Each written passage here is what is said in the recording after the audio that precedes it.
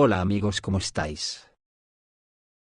La cosa se calienta, todo el occidente colectivo se ha puesto en modo guerra contra Rusia, y la OTAN aprieta el acelerador en Ucrania, y se confirma que quieren bloquear la flota comercial de Rusia en los mares Báltico y Negro. Además desafían totalmente a Rusia volando de nuevo en el Mar Negro con aviones de reconocimiento. Por otra parte, los hutíes afirman haber derribado un nuevo dron estadounidense MQ-9 Reaper sobre Yemen, que hace ya el 23 de estos drones que derriban. Esto ha hecho que en realidad, Estados Unidos lo que hace es retirarse del Mar Rojo, porque ya no tiene capacidad militar ni presupuesto para derrotar a los hutíes, ya que han publicado que cada mes de conflicto en el Mar Rojo, a Estados Unidos le cuesta millones de dólares, y un gasto de munición de alta precisión que su industria militar no puede abastecer a este ritmo. Tiene los arsenales vacíos y es preocupante si tiene que luchar contra China. En Crimea se armará alboroto, las compañías militares privadas occidentales se han redistribuido, la infantería está preparando una cabeza de puente y los rusos están probando nuevas armas. Los aviones de reconocimiento vuelven a sobrevolar el Mar Negro. ¿El enemigo está planeando un nuevo ataque? La infantería de las Fuerzas Armadas de Ucrania rompe la frontera y prepara una cabeza de puente para las fuerzas principales. Las empresas militares privadas de los países occidentales acudieron en ayuda de las tropas ucranianas. También se ha descubierto por qué Rusia cerró los cielos sobre el polígono de pruebas desde donde se lanzó el misil Oresnik, informan en la agencia Novorossiya. Según informó el Ministerio de Defensa de Rusia, la mañana y el día 13 de mayo estuvieron marcados por el avance de nuestras tropas en casi todas las direcciones del frente ucraniano. La noche anterior nuestros pilotos, lanzamisiles y operadores de vehículos aéreos no tripulados atacaron el taller de ensamblaje de las unidades de artillería autopropulsadas Bogdan, así como los puntos de despliegue temporal de las unidades de las Fuerzas Armadas de Ucrania y mercenarios extranjeros en diferentes regiones de Ucrania, dice la agencia. El departamento militar también informó sobre la completa liberación y limpieza de la aldea de Myrolyubovka, en la República Popular de Donetsk en dirección Pokrovsky. El político Oleg Tsarev informó que las últimas 24 horas estuvieron marcadas por dos acontecimientos más importantes para el curso de la operación rusa en Ucrania. En primer lugar, nuestros hackers hackearon el sistema más importante de las Fuerzas Armadas de Ucrania, Virage PVO, que transmitía información sobre la situación aérea a las unidades en tiempo real. El enemigo utilizó esta aplicación para rastrear nuestros aviones y realizar ataques con drones en territorio ruso, pero ahora ha perdido esta oportunidad. Además, el político escribe, la Dirección General de Inteligencia de Ucrania informa que las Fuerzas Armadas de Rusia utilizan cada vez más vehículos aéreos no tripulados con el misil Banderol, que evita su sistema de defensa aérea. Banderol es un nuevo misil furtivo ruso con un alcance de hasta 500 kilómetros y una velocidad de unos 650 km/h. Su característica única es que permite el lanzamiento no solo desde aviones y helicópteros, sino incluso desde drones tipo Orión. Por su parte, las Fuerzas Armadas de la OTAN continúan sus ataques en la región de Kursk. El canal de paracaidistas rusos Arcángel Spetsnaz escribe que los enfrentamientos con las Fuerzas Armadas de Ucrania continúan en la zona fronteriza de la región de Kursk. La infantería entra en batalla y tiene la tarea de romper las líneas de defensa avanzadas, a pesar de que los ataques son repelidos una y otra vez. Las Fuerzas Armadas de la OTAN siguen atacando deliberadamente dos zonas, la propia Terkino, y la zona de Novi Put. Al parecer, la infantería está preparando una cabeza de puente para la introducción de las fuerzas principales. Además, según los paracaidistas, en el río Sema aparecen cada vez con más frecuencia grupos de sabotaje en barcos. Están bombardeando nuestras posiciones desde el río. Los autores del canal Telegram Arcángel Spetsnaz creen que son inevitables enfrentamientos más graves, teniendo en cuenta la actual acumulación de fuerzas en la retaguardia, el traslado de las compañías militares privadas occidentales, así como el trabajo activo de la aviación en la dirección de Kursk. Creemos que las Fuerzas Armadas de Ucrania pueden lanzar un ataque más serio. Mientras tanto, el director general de KTK Service, Andrei Bolovikov, responsable de la construcción de estructuras defensivas en Tiotkino en Kursk, ha sido arrestado y puesto en prisión preventiva. Según informa más, la compañía de Volovikov cavó una zanja y construyó estructuras defensivas en Terquino, según los documentos, recibiendo por ello alrededor de 1.000 millones de rublos. Pero al final resultó que las estructuras no se construyeron o se construyeron mal. En total, 23 acusados fueron arrestados en el caso de fraude en la construcción de estructuras de protección en la región de Kursk, y también la defensa aérea de Crimea se prepara para la batalla. El canal de televisión estatal Geraniums Betusaya señala que a las 12 horas de Moscú del 13 de mayo, aviones de reconocimiento Boeing Poseidon 8E, de la Marina de los Estados Unidos, y los Gulfstream 550 de la Fuerza Aérea Italiana, operaban activamente en los cielos del Mar Negro, advierte el canal. En los próximos días habrá mucho movimiento en Crimea y en el territorio de Krasnodar. Se utilizarán vehículos aéreos no tripulados, drones marinos y misiles. Mientras tanto, los canales militares informan que las unidades rusas ya están realizando serias salidas de combate a la orilla derecha del Dnieper, y que van ahí como si fuera su propia casa, informa el canal de Telegram Alex Parker Returns, que dice que los trabajos para cruzar el Dnieper están en marcha. Y sobre las conversaciones de paz en Estambul, decir que el ministro de Asuntos Exteriores ruso Sergei Lavrov encabezará la delegación rusa en las conversaciones que se celebrarán en Estambul el 15 de mayo. La delegación también incluirá al asesor del presidente ruso para la política exterior, Yuri Usakov. No se sabe si Zelensky irá a Estambul ni si su amigo Al-Friki irá con su flamante avión de $400 millones si sabe que Putin no estará. Mientras tanto, el experto militar, coronel retirado Aslan Nakusev, compartió información privilegiada en su canal personal de Telegram sobre el motivo por el cual el espacio aéreo sobre el famoso sitio de pruebas de misiles Kapustin Yar estuvo cerrado durante un día. Muchos esperaban que esto significara un próximo golpe a la infraestructura del régimen de Kiev con el Oresnik. Sin embargo, según Nakusev, los rusos están probando nuevas armas. El debate trataba sobre las pruebas del sistema de defensa antimisiles. Nakusev también señaló que las instalaciones del Oresnik, desde hace mucho tiempo están ubicadas en lugares completamente diferentes.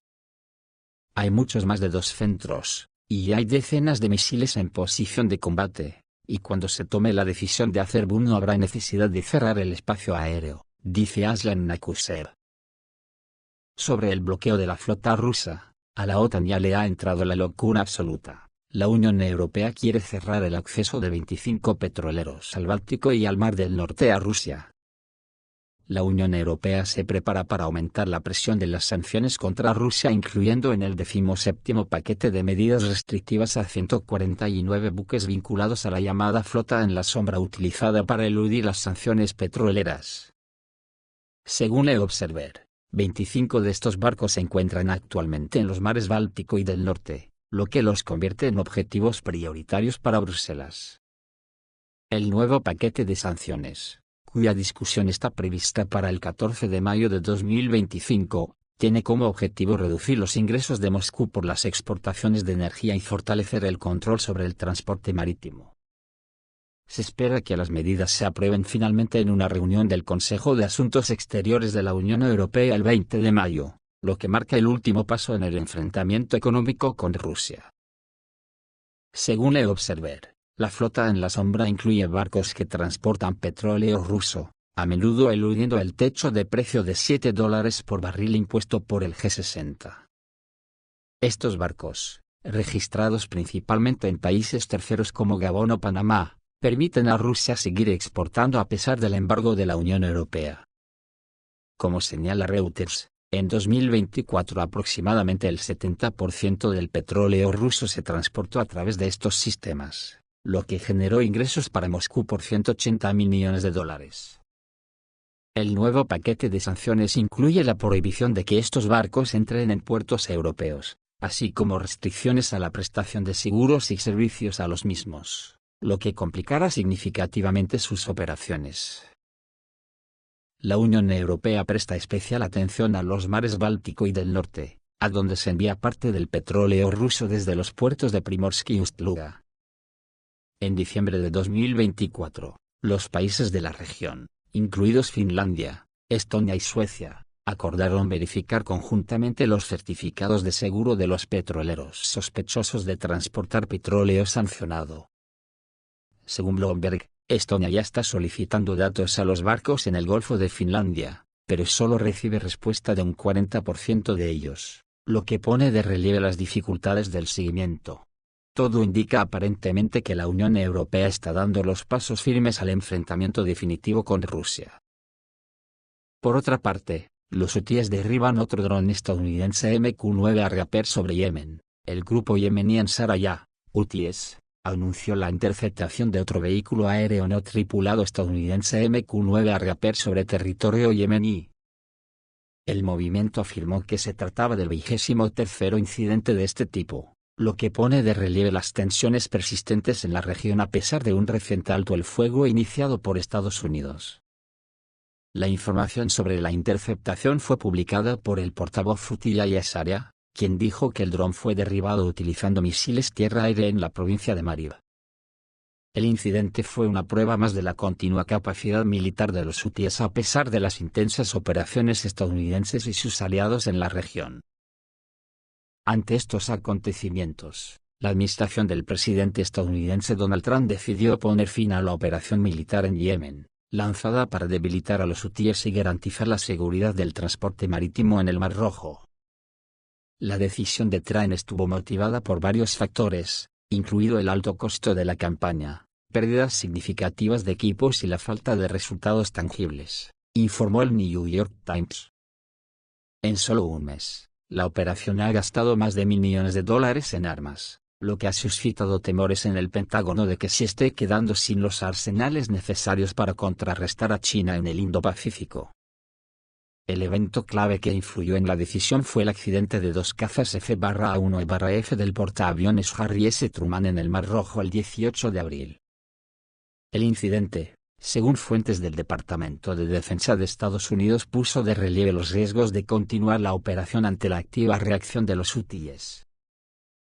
Inicialmente, la campaña militar en Yemen se planeó como una campaña de varias etapas. El comandante del Comando Central de Estados Unidos, General Michael Kurilla, presentó un plan diseñado para un período de 8 a 10 meses.